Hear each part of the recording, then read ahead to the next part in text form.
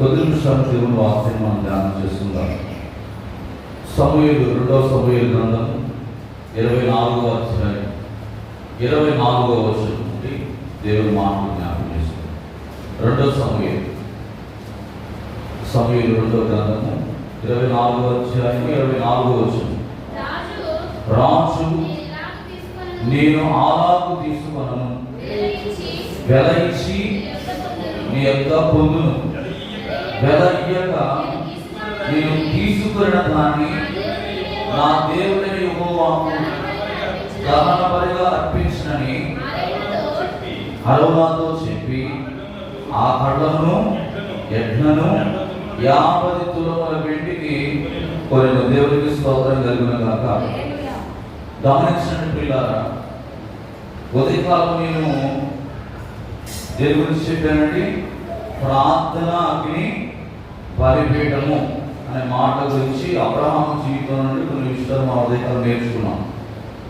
విలువ లేని పని దేవునికి ఎప్పుడు కూడా ఇష్టము కానిది. దావీదు గారి జీవితంలో ఒక సంఘటన మనం ఈరోజు ఈ వాక్యం ద్వారా నేర్చుకోబోతున్నాం. చాలా కీలకమైనది, అలాగే బాధాకరమైనది ఒక సంఘటన దావీదు గారి జీవితంలో ఎదురైందండి. ఏంటంటే, దావీదు గారు ఒకరోజు గర్వముతో నింపబడి సాతాను గారి యొక్క ప్రేరేపణ చేత ఇశ్రాయేలు ప్రజల యొక్క జనాభాని ఏం చేస్తాడంటే లెక్కించడానికి పూనుకుంటాడు అన్నమాట. అది దేవునికి ఎంత మాత్రం కూడా ఇష్టం లేని కార్యం. దేవుని దృష్టికి అది ఎంత మాత్రం కూడా మరి ఆయనకి ఇష్టం లేని పని. ఫలితంగా దావీదు జీవితంలో ఎదురైన ఒక గొప్ప మరి ఆ సంఘటన మనం గమనిస్తే, దేవుని కోపం ఇశ్రాయేలు ప్రజల మీద రగులుకొని దాదాపుగా 70,000 మంది చనిపోతారండి. ఎంతమంది? 70,000 మంది. దేవుడు చెప్పలే లెక్క పెట్టమని. కానీ సాతాను గారి యొక్క ప్రేరేపణ చేత దావీదు గర్వంతో నేను రావద్దు, నేను ఏం చెప్పినా కూడా నడుస్తుంది అనుకూలంగా గర్వంతో ఒక రాజు యొక్క హోదాలో ఉండి దేవుని దగ్గర అడగకుండా, అప్పటి వరకు దావీదు జీవితంలో మనం గమనిస్తే ఏదైనా కూడా దేవుని అడగకుండా ఏది కూడా చేసేవాడు కాదు. ఒక రాజ్యం మీదకి వెళ్ళాలన్నా, ఒక పని చేయాలన్నా, మందిరం కట్టాలన్నా ఏదైనా కూడా దేవుడిని అడిగిన వ్యక్తి. కానీ సర్వసాధారణంగా ప్రతి మానవ జీవితంలో కూడా మనం గమనిస్తే ఒక స్థితి రాగానే చాలా మందికి ఏమొచ్చేస్తుంది? గర్వం అనేది ఆటోమేటిక్గా వస్తుంది. ఇది సహజమైన విషయం. కానీ ఫలితంగా దీనివల్ల చాలా నష్టాలు అనేవి కూడా ఉంటాయని చాలా మందికి అనుభవిస్తారు తప్ప అది అర్థం కాదన్నమాట. దావీదు జీవితంలో కూడా అనుభవపూర్వకమైన క్రియ దావీదు జీవితంలో కనబడుతుంది. దేవుని దృష్టికి ఘోరమైన పాపం. ఫలితంగా 70,000 మందిని అతడు ఇజ్రాయెల్ ప్రాంతంలో ప్రజలు చనిపోయిన ఆ విధానాన్ని మనకు ఇక్కడ కనబడతాం. అందుకే ఏమంటాడంటే, రాజుతో నేను ఆలాకు తీసుకున్నాను, వెల ఇచ్చి నీ యొద్ద పొందును, వెల ఇయ్యక నేను తీసుకున్న దాన్ని నా దేవుడైన యెహోవాకు దహన బలిగా అర్పించనని అరోనాతో చెప్పి ఆ కళ్ళలను ఎడ్లను ఎంత పెట్టుకున్నాడండి? 50 తులముల వెండి పెట్టి దావీదు గారు ఏం చేస్తున్నారు? దేవునికి బలి అర్పించడానికి పంట అన్నాడు. మొదటి దినవృత్తాంతాల గ్రంథంలో కూడా 21వ అధ్యాయం 24, 25 వచనాలు చదివితే ఒకసారి మొదటి దినవృత్తాంతాలను పెడదాం. 21వ అధ్యాయం.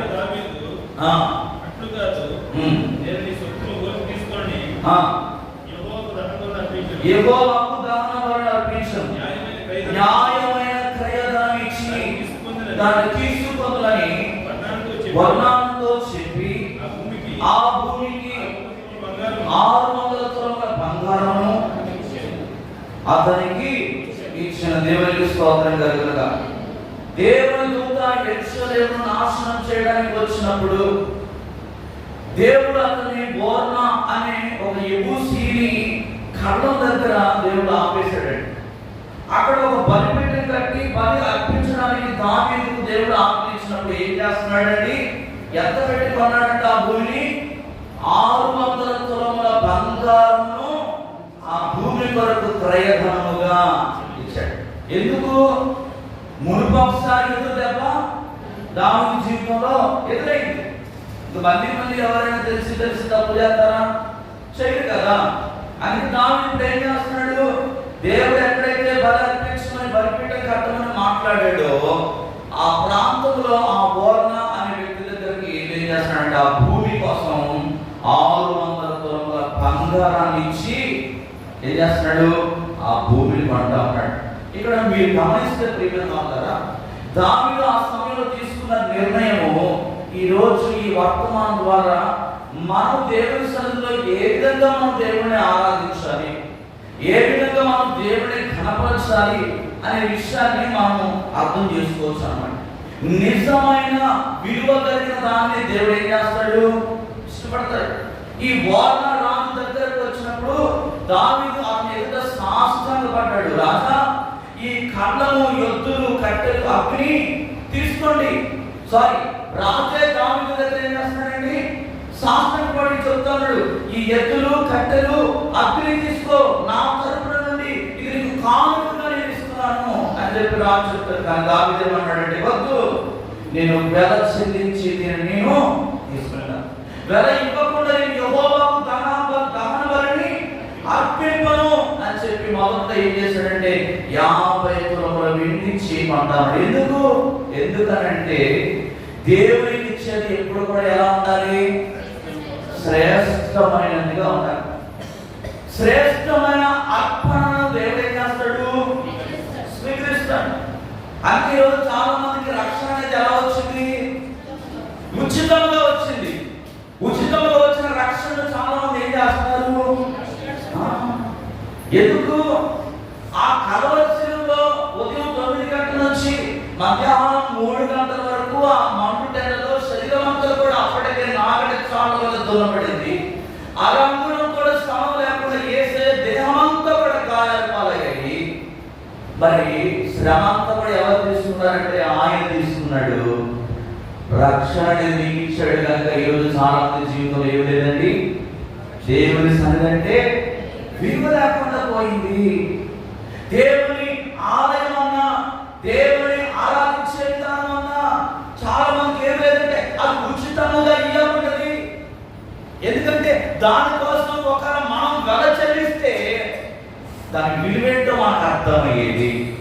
ఆ బాధ మనం అనుభవిస్తే మనకు దాని గొప్పతనం ఏంటో అర్థమయ్యేది. ఆ యొక్క శ్రమను మనం తీసుకుంటే మనకు ఎంత మాత్రం కూడా దేవుని నుండి దూరం అవ్వడానికి మాత్రం కూడా ఇష్టపడదు. కానీ మనందరి కోసం ఆయన వెల చెల్లించాడు కనుకనే ఈరోజు చాలా మంది వీలైతే దేవుని సన్నిధికి వస్తున్నారు. ఒకవేళ వీలు ఉన్నా కూడా దేవుని దగ్గరికి రాలేకపోతారు. కానీ దావీదు చూడండి, దేవుని సన్నిధిలో విలువైన కానుక పెట్టి దేవుని సన్నిధిని ఏం చేస్తున్నాడు? అనుభవిస్తున్నాడు. దేవుని సన్నిధిలో బలి అర్పించడానికి కానుక 50 తులముల వెండి పెట్టి విలువనిచ్చి దేవుని సన్నిధిని ఆహ్వానిస్తాడు. అంటే దావీదు యొక్క గొప్పతనాన్ని చూడండి, దావీదు యొక్క సమర్పణ జీవితాన్ని చూడండి. దేవునికి ఇచ్చేది ఏదైనా కూడా శ్రేష్టమైనది ఉండాలని చెప్పి దావీదు మనసులో ఏం చేస్తున్నాడంటే నిర్ణయం తీసుకుంటా ఉన్నాడు. అందుకే దేవునికి విలువైనది అర్పిస్తున్నాడు. మలాకీ గ్రంథము 1వ అధ్యాయము 13, 14 కూడా చదివితే, మలాకీ గ్రంథము 1వ అధ్యాయము 13, 14 చదవండి. అయ్యో ప్రయాసమని చెప్పి ఆ బలను చదివించుచున్నాడు. ఇదే సైన్యములకు అధిపతులకు యెహోవాకు మరియు దోచబడిన దాన్ని, ఉంటి దాన్ని, తెగులు దాన్ని మీరు తెచ్చుచున్నారు. మీ చేత మీ ఇంటి దానిని అంగీకరించునా అని యెహోవా అడుగుచున్నాడు.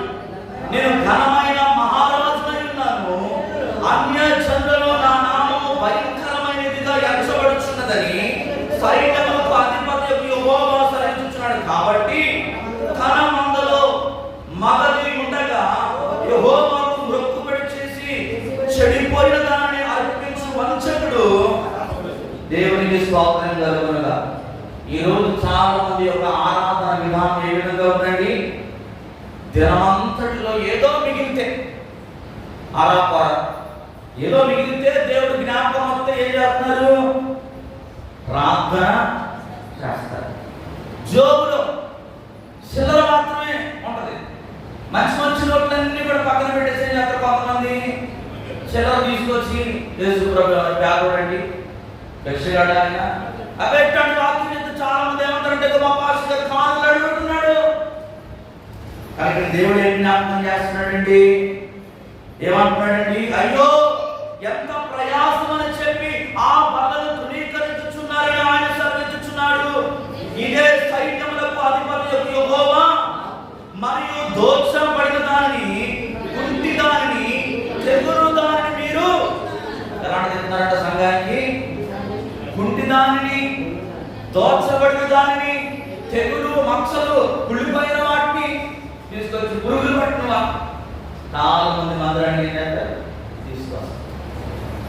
మనం ఎప్పుడు కూడా మనం ఇచ్చే ప్రతి కానుక కావచ్చు, దేవునికి మనం ఇచ్చే హృదయమే కావచ్చు, అది ఎలా ఉండాలో తెలుసా, శ్రేష్టమైనది ఉండాలి. శ్రేష్టమైన అర్పణ దేవుడు ఇస్తాడు. చిల్లరకు ఆశపడేవాడు కాదండి మన దేవుడు. శ్రేష్టమైనది దేవుడికి ఇచ్చి ప్రవేశపడతా నాకు ఇచ్చి శోధించండి అని అన్నాడు. ఈయుడి నీ క్రియబడును అనిసి కుదిరించి దిగజారునట్టు నిండు కొలతను మీ ఊడిలో పుచ్చిపోయిన వాటిని, పాడైపోయిన వాటిని, మిగిలిపోయిన వాటిని ఆయన తీసుకురాబడతాం. పురుగులు పట్టిన వాటిని, తలపాములు తిరుగుతున్న వాటిని, రకరకాల వాటిని దేవుడి దగ్గర ఏం చేయకూడదు తీసుకురా.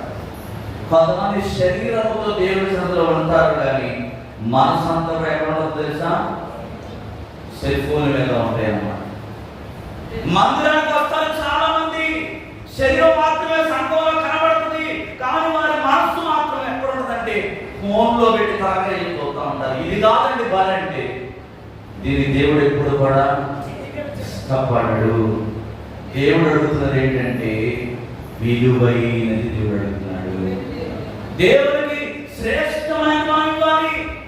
ఆ శ్రేష్టమైన ఏంటో తెలుసా, నీ నిద్రని విడిచిపెట్టి నీ సమయాన్ని దేవుడికి ఇవ్వాలి, నీ డబ్బును దేవుడికి ఇవ్వాలి, నీ కళను అంటే నీ టాలెంట్ దేవుడికి ఇవ్వాలి. నీ టాలెంట్ను కొంచెం కిందలో, మంచం కిందలో, దుప్పటి కిందలో మోత పెట్టి అడగకూడదు. నీకు దేవుడు ఇచ్చిన తలాంతది ఏదైనా కావచ్చు. పాడటం వచ్చా, ప్రార్థన చేయడం వచ్చా, డ్రమ్ కొట్టడం వచ్చా, ఆలయం బాగు చేయడం, కరెంటు పని, ఇంటి ఏదైనా కావచ్చు. దేవుడు నీకు ఏ తలాంతుని ఇచ్చాడో ఆ తలాంతును దేవుని కొరకు ఏం చేయాలి, వాడబడాలి, వాడుకోవాలి. వాడితే ఏమవుతుంది, పదులు పెట్టబడుతుంది. ఇంకా శ్రేష్టమైన నీలోంచి వస్తుంది బయటికి. పదులు పెట్టకుండా మన తలాంతులు ఆగే మనం పెట్టుకున్నాం అనుకోండి, ఏమైపోద్ది, తుప్పు పట్టిపోద్ది, పనికి రాకుండా పోతుంది. రేపు అన్ననాడు ముసలోడు అయిపోయిన తర్వాత నేను వాడబడదాం అనుకున్నాను దేవుని కొరకంటే అప్పుడు పరిగెత్తగలవా? వయసుడు పరిగెత్తినట్టు పరిగెత్తగలవా? స్వార్థ కోసం రాగలవా? ప్రార్థన చేయగలవా? మోకాళ్ళు వేయగలవా? వేయలేవు. ఎందుకు? మోకాళ్ళు వచ్చేసి, నడుము వచ్చేసి, శరీరం సహకరించదు. ఇప్పుడు బలం ఉండగానే మనం ఏం చేయాలంటే దేవునికి మనం సంపూర్ణంగా మనము సమర్పించు. అందుకే దేవుడు ఏమంటాడు తెలుసా, నేను ఘనమైన మహారాజునై ఉన్నాను, అన్యజనులలో నా నామము భయంకరమైనదిగా ఎంచబడదని సైన్యములకు అధిపతి యెహోవా సెలవిచ్చాడు. కాబట్టి మందలోకి ఏం చేయాలి, మగదియు ఉండగా యెహోవాకు మొక్కుబడి చేసి చెడిపోయిన దాన్ని అర్పించువాడు వంచకుడు వాడెవడు, శాపగ్రస్తుడు. శాపాన్ని మనం పొందుకునే వారు ఉండకూడదు. దేవుని సన్నిధిలో శ్రేష్టమైన మనం ఇవ్వాలి. మనం చదువుకున్న ఈ 2 సమూయేలు 24వ అధ్యాయం 25వ వచనంలో మనం చూస్తే అక్కడ దావీదు కింద యెహోవా దేశము కొరకు అక్కడ దావీదు యెహోవా నామమున ఒక బలిపీఠం కట్టించి దహన బలులను సమాధాన బలులను అర్పించెను. యెహోవా దేశము కొరకు చేయబడిన విజ్ఞాపనలు ఆలకింపగా ఆ తెగులు ఆగి దేవునికి స్తోత్రం కలుగును గాక. దావీదు అక్కడ బలిపీఠం కట్టాడు. ఏం అర్పిస్తా ఉన్నాడు? దహన బలులను, సమాధాన బలులను, అలాగే పశ్చాత్తాపంతో కూడిన బలి అర్పించాడు. వెంటనే ఏమైపోయిందంటే ఆ తెగులు ఆ ప్రాంతం నుంచి విడిచి వెళ్ళిపోయింది. ఒకప్పుడు దేవుని మాట విని దావీదు జీవితంలో నష్టాన్ని కలిగించాడు, 70,000 మంది చనిపోయారు. కానీ ఇప్పుడు ఏం చేస్తున్నాడంటే దేవుని సన్నిధిలో తన పాపాన్ని ఒప్పుకున్నాడు, తన అవిధేయతను విడిచిపెట్టాడు. దేవునికే తన జీవితంలో ప్రప్రథమైన స్థానాన్ని ఇవ్వడానికి ఇష్టపడ్డాడు. శ్రేష్టమైనది దేవునికి అర్పించడం మొదలు పెట్టాడు. సమాధాన బలులు, పశ్చాత్తాపంతో కూడిన ఆ ప్రార్థన ఏం చేసిందంటే ఇశ్రాయేలు ప్రజల మీద నుండి తెగులు తొలగింది. ఈరోజు మన కుటుంబంలో సమస్యలు కావచ్చు, సంఘంలో ఉన్న విభేదాలు కావచ్చు, మన ప్రాంతంలో ఏర్పడి చేస్తున్న కరువే కావచ్చు, ఇవన్నీ ఆగాలంటే ఎవరొకరు ఏం చేయాలి? దేవుని బలిపీఠం మీద శ్రేష్టమైనది అర్పించాలి. ఆయన ఎవరో చేస్తారులే, ఇది నా పని కాదు, నాకు చూసుకుంటారులే అని ఎవరికి వారు అనుకుంటే మన జీవితంలో సమస్యలు ఎన్నడూ కూడా మన సంఘంలో గలిబిలి పోవాలంటే, దేవుని ఆత్మ దిగి రావాలంటే, సంఘం విస్తరించబడాలంటే, దేవుని ఆత్మల చేత నింపబడాలంటే ఎవరొకరు దావీదులాగా ఏం చేయాలి? శ్రేష్టమైన బలి అర్పించాలి. ఏలియా కూడా బలిపీఠమును బాగు చేసినప్పుడు పరలోకం నుండి ఏమొచ్చిందండి? అగ్ని దిగి వచ్చింది. పరలోకం నుండి బలిపీఠము బాగు చేసినప్పుడు పరలోకం నుండి అగ్ని దిగి వచ్చి ఆ బలిపీఠం మీద మాంసం ఏమైంది? కాల్చేవాడు. వాడు పొద్దు నుంచి సాయంత్రం దాకా ఏం చేస్తున్నారు? కేక పెడతా ఉన్నారు, అరుస్తూ ఉన్నారు, భయంకరంగా గోల చేస్తూ ఉన్నారు. కానీ ఎంత మాత్రం కూడా వాళ్ళు అర్పించే బలి ఎంత మాత్రం దేవుడు. కానీ ఎప్పుడైతే ఏలియా ప్రార్థన చేశాడో పరలోకము నుండి అగ్ని దిగి వచ్చింది. దావీదు కూడా బలిపీఠం కట్టినప్పుడు తెగులు ఆగిపోయింది. ఈరోజు బలిపీఠమును వేసాడంటే నీవు ఇష్టపూర్వకంగా, హృదయపూర్వకంగా, మనసంతటితో కూడా నువ్వు దేవుడిని ఆరాధించినప్పుడు, ఆయన గొప్పతనాన్ని, ఆయన అమర్త్యాన్ని నువ్వు కొనియాడినప్పుడు ఏ సమస్యనైనా సరే దేవుని యొద్ద నుండి దేవుడు తప్పకుండా నీ పరిష్కారాన్ని అనుగ్రహిస్తాడండి. ఆదికాండము 8వ అధ్యాయం 20వ వచనం కూడా చదివితే, ఆదికాండము 8వ అధ్యాయము 20వ వచనం చదువుదాం. అప్పుడు నోవాహు యెహోవాకు బలిపీఠము కట్టి పవిత్ర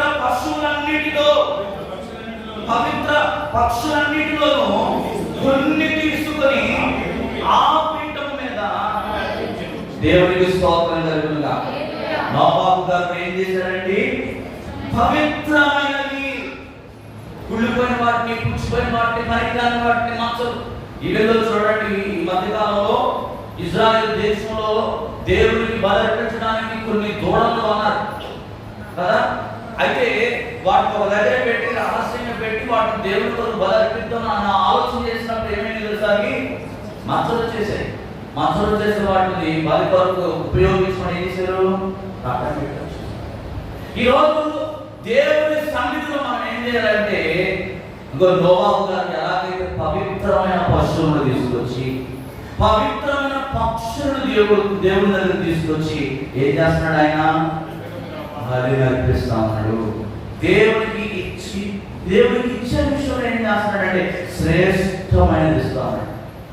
ఆ ఓట కళ్ళని రాబోయే దినాల్లో చాలా సంవత్సరాల తర్వాత దేవుడు ఆ ప్రాంతాన్ని ఏం చేశాడంటే సొలొమోను అక్కడే దేవాలయాన్ని కట్టాడండి. 2వ దినవృత్తాంతాలు 3:1 చదివితే, తర్వాత సొలొమోను యెరూషలేములో తన తండ్రి దావీదుకు యెహోవా ప్రత్యక్షమైనప్పుడు మోరియా పర్వతమును దావీదు సిద్ధపరిచిన స్థలమున యెబూసీయుడైన ఓర్నాను కళ్ళమందు దావీదు ఏర్పరిచిన స్థలమున యెహోవాకు బలిపీఠము దేవునికి స్తోత్రం కలుగునుగా. ఎక్కడైతే బలిపీఠం కట్టాడో అక్కడే సొలొమోను మహారాజు ఏం చేస్తున్నాడండి? దేవుడి కొరకు మందిరము. ఎప్పుడైతే ఆ మందిరం కట్టబడిందో అండి 400 సంవత్సరాలు దేవుని మహిమ అక్కడే నిలిచి ఉన్నది. ఎందుకని? అది మనుషుల చేత కట్టబడింది కాదు. వాడు పూర్ణ హృదయంతో, పూర్ణ ఆత్మతో, పూర్ణ శక్తితో దేవునికి శ్రేష్టమైనది దావీదు అర్పించాడు. ఖరీదు చెల్లించి, వెల చెల్లించి 600 తూముల బంగారం ఆ భూమి కొరకు వ్యయపరిచి దేవునికి శ్రేష్టమైనది ఇచ్చాడు. కనుకనే 400 సంవత్సరాలు దేవుని మహిమ ఆ ప్రాంతం మీద దిగి వచ్చేసిందండి. దేవునికి స్తోత్రం కలుగుతుంది. ఈరోజు మనము కన్నీళ్లతో, త్యాగముతో కట్టే ప్రతి బలిపీఠము రేపు మన పిల్లల జీవితాల్లో దేవుడు ఒక ఆశీర్వాదకరమైన దినాలుగా దేవుడు మార్చబోతున్నాడు. హల్లెలూయా. ఈ రోజు నువ్వు ఎంత ప్రయాసపడితే రేపొద్దున నీ తరానికి ఆశీర్వాదకర స్థలముగా నేను దేవుడు మార్చేస్తాడు. దేవుడికి మహిమ కలుగుతుంది. ఒకసారంట ఒక తల్లి ఒక కుమారుడు ఉన్నాడండి. అయితే తల్లి బాగా నిద్రపోతుందంట. బాగా నిద్రపోతుంటే అర్ధరాత్రి ఇంచుమించు 2 గంటల ఆ ప్రాంతంలో ఆ కుమారుడికి భయంకరమైన జ్వరం వచ్చేసిందండి. భయంకరమైన జ్వరం వచ్చేసేసి వణిపోతా ఉన్నాడు. వణిపోతా ఉంటుంటే ఆ తల్లి ప్రేమ చూడండి ఎంత గొప్పదో. ఆ 2 గంటల ప్రాంతంలో ఏం చేసిందంటే భయంకరమైన నిద్ర వచ్చే సమయం. కానీ ఆ నిద్రను కూడా ఆమె ఏం చేసిందంటే త్యాగం చేసి తన కుమారుడు ఒళ్ళంతా కూడా ఒక చల్లటి నీటితో ఆ రాత్రి 2 గంటల నుంచి తెల్లవారు వరకు ఆ కుమారుడి శరీరాన్ని ఏం చేస్తుంది? ఆరిపోకుండా తుడుస్తా. ఇక్కడ మీరు తల్లి యొక్క ప్రేమ మీరు గమనించండి. తన కుమారుడితో ఏం చేస్తుందామే? తన శ్రేష్టమైనది కూడా సమయం ఏం చేస్తుంది? అర్పించేసింది. తనకి అంత నిద్ర వచ్చినా కూడా, తన శరీరం ఎంత భారంగా నింపబడినా కూడా ఆ భారమైన శరీరాన్ని ఏం చేసిందంటే కుమారుడు కొరకు ఏం చేసిందండి? త్యాగం చేసి తన కుమారుడు కొరకు పరిచర్య చేస్తా ఉంది. దేవునికి స్తోత్రం కలుగునుగా. ఈరోజు మనం దేవుని బిడ్డలం కనుక మనం చేసే పరిచర్య దేంతో చేయాలంటే ప్రేమతో చేయాలి. త్యాగపూరితమైన విధానంలో దేవుడు చేస్తే ఆ విలువైన ప్రేమను బట్టి దేవుడు మనం ఏం చేస్తాడంటే ఆశీర్వదిస్తాడు. దేవునికి స్తోత్రం కలుగునుగా. ఆ తల్లి ప్రేమ చూడండి. ఆ సమయాన్ని, ఆ రాత్రి ఆ నిద్ర వచ్చే సమయాన్ని తన కొడుకు కొరకు ఏం చేస్తుందంటే ఇష్టంతో చేస్తుంది. విసుక్కుంటలేదు. విసుగుతోనో అయిష్టంతో తన కొడుకు మీద ప్రేమను చూపించట్లేదండి. కన్న పేరు ఏం చేస్తుందంటే విలువైన సమయాన్ని కూడా తన కొడుకు కొరకు ఏ విధంగా అయితే ఇచ్చిందో ఈరోజు దేవుని పట్ల నువ్వు చూపించే ప్రేమ కూడా ఎలా ఉండాలంటే త్యాగపూరితమైన ప్రేమగా కనబడాలి. నీకు ఇష్టమైనది ఏదైనా కూడా నువ్వు ఏం చేయాలి? విడిచిపెట్టడానికి నువ్వు ఇష్టపడాలి. దేవుడు అంటున్నాడు కదండి, విలువ లేని స్థుతి ఆయన ఎప్పుడు కూడా, ఆయనకు విలువ లేని సేవ ఎప్పుడు కూడా ఇష్టపడడు. విలువ లేని సమర్పణ కూడా ఎప్పుడు కూడా అంగీకరించడు. అందుకే రోమపత్రిక చేస్తున్నాను 12వ అధ్యాయం 1వ వచనం అంటాడు, కాబట్టి సహోదరులారా పరిశుద్ధమును దేవునికి అనుకూలమైన సజీవ యాగముగా ఈ శరీరములను ఆయనకు సమర్పించుకోనని దేవుని వాత్సల్యతను బట్టి మిమ్మల్ని బతిమాలుకొనుచున్నాను. ఇట్టి సేవ దేవునికి యుక్తమైనది అని పౌలు గారు జ్ఞాపకం చేస్తారు. అనుకూలమైన దాన్ని మనం దేవునికి చేయాలి.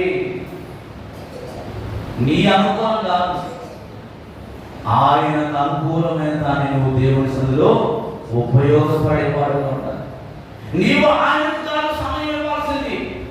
ఆయన ఏ సమయంలో నువ్వు ఏం చేయమంటున్నాడో ఆయనకి నచ్చిన సమయంలో, ఆయన ఏర్పాటు చేసుకున్న సమయంలో నీవు ఆయన అందుబాటులో ఉండడానికి ప్రయత్నం చేయాలి. అంతేగాని ఏసయ్యా నువ్వు కూర్చొని అయినా నాకు చాలా బిజీ ఉందయ్యా, మా ఇంట్లో బాగా పనులున్నాయి, చుట్టాలు వచ్చేసారు, అందుకనే ఈ రోజు వరకు నీకు తెలిసి కదా నువ్వు చూసుకోవాలంటే నడవదు.